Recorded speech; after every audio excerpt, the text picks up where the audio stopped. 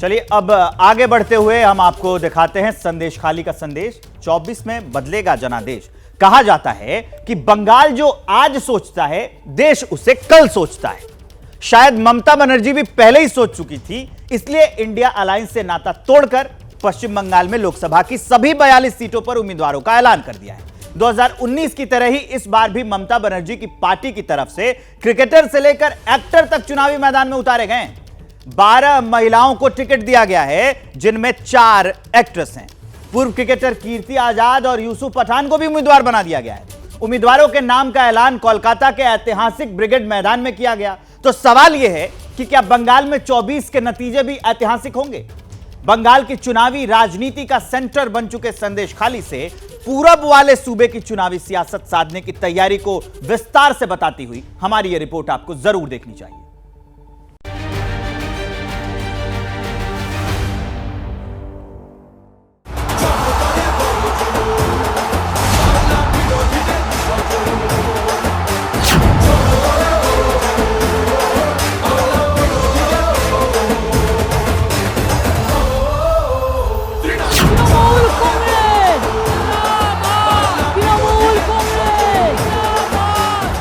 कोलकाता का brigade ground जो पलासी की लड़ाई का गवाह बना, वो मैदान जिसने आजादी से पहले और आजादी के बाद तक देश की राजनीति के हर उतार चढ़ाव का दौर देखा, जहां पंडित नेहरू से लेकर प्रधानमंत्री नरेंद्र मोदी तक ने रैली की।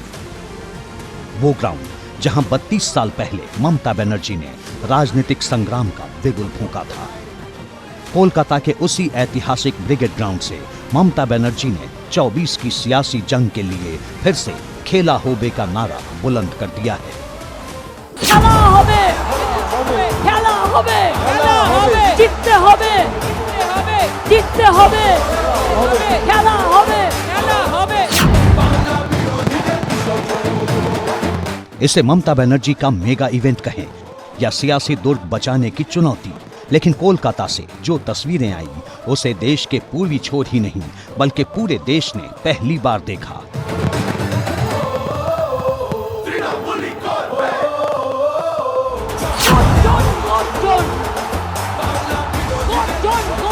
ব্রিগেডের গর্জন, বিজেপির বিসর্জন, জেলায় জেলায় গর্জন, বিজেপির বিসর্জন। ब्रिगेड ग्राउंड में टीएमसी की महाविशाल रैली हुई। रैली को जन गर्जना सभा नाम दिया गया।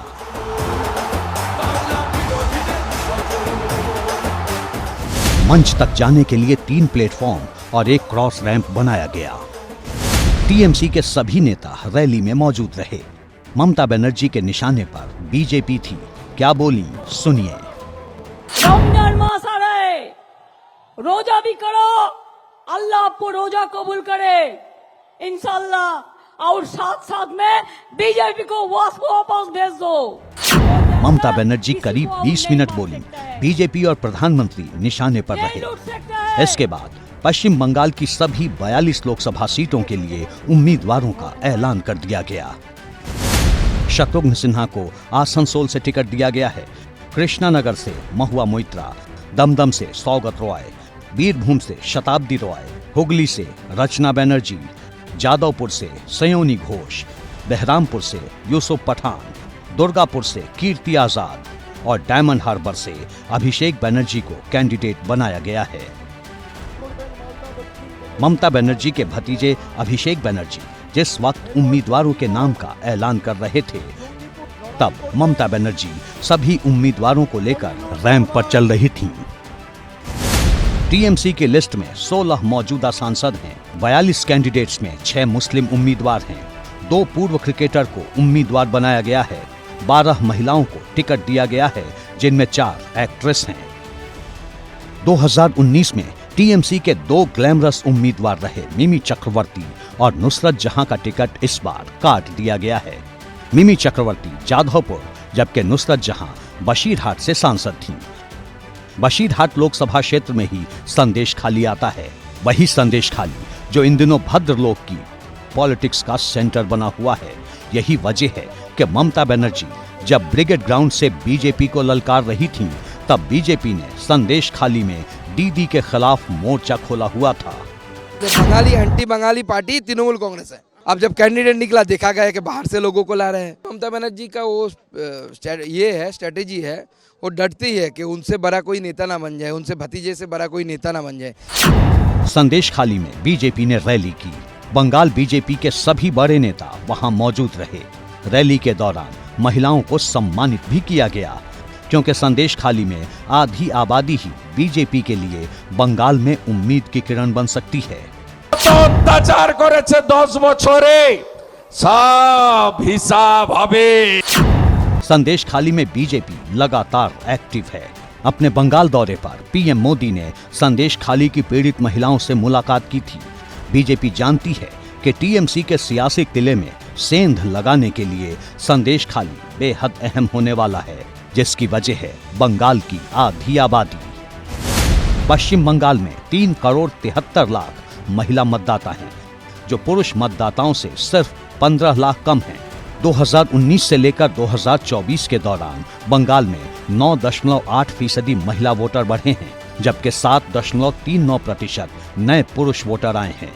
इतना ही नहीं, 2019 के लोकसभा चुनाव में महिला वोट प्रतिशत 81.79% था, जबकि पुरुष वोट प्रतिशत महिलाओं से कम यानी 81.35% रहा था।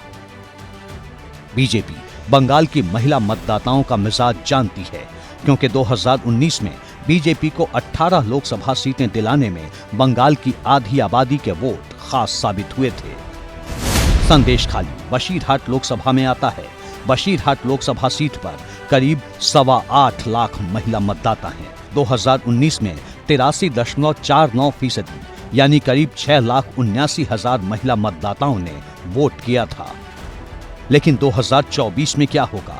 क्या संदेश खाली के सहारे बीजेपी बशीरहाट लोकसभा सीट पर टीएमसी का तिलिस्म तोड़ पाएगी? 2019 के लोकसभा चुनाव में मुख्यमंत्री ममता बनर्जी ने तृणमूल कांग्रेस की बशीरहाट सीट से उम्मीदवार नुसरत जहान को बनाया था, जो कि एक मशहूर एक्ट्रेस भी हैं। उन्होंने बीजेपी के उम्मीदवार शांतनु बासु को करारी शिकस्त दी थी, लेकिन इस बार उनका पत्ता कट गया है और काजी नूरुल इस्लाम को टिकट दी गई है। तो क्या नतीजा बदलेगा? इससे पहले ये जानिए कि हाजी नूरुल इस्लाम हैं कौन। हाजी नूरुल इस्लाम टीएमसी के विधायक हैं। पूर्व में बशीरहाट से ही सांसद भी रह चुके हैं। बंगाल के बड़े कारोबारी हैं। साल 2010 में हाजी नूरुल उल इस्लाम पर एक दंगे में शामिल होने का आरोप लगा था। इस मामले में उनके खिलाफ एफआईआर भी दर्ज हुई थी। बीजेपी ने तब हाजी नूरुल इस्लाम की गिरफ्तारी की मांग की थी। इस दफा टीएमसी के नेता रहे शाहजहां शेख को लेकर संदेश खाली की राजनीति गरमाई हुई है। लिहाजा नतीजा क्या होता है ये तो मई में ही पता चलेगा। पर इतना जरूर है कि आने वाले दिनों में भद्रलोक की राजनीति का रण बेहद दिलचस्प होने वाला है। जैसे ही घड़ी का काटा दोपहर 2:30 पे आए, बबीता जी का दिल सास बहू साजिश के लिए मचल जाए। और ये है इनकी बहू, पूरे दिन ऑफिस की टेंशन हो जाए गॉन जब ये करें अपना फेवरेट शो फ्री टाइम पे ऑन। इनकी तरह आप भी देखिए अपना फेवरेट शो अपने टाइम पर और डाउनलोड कीजिए एबीपी लाइव ऐप अपने स्मार्ट टीवी पर।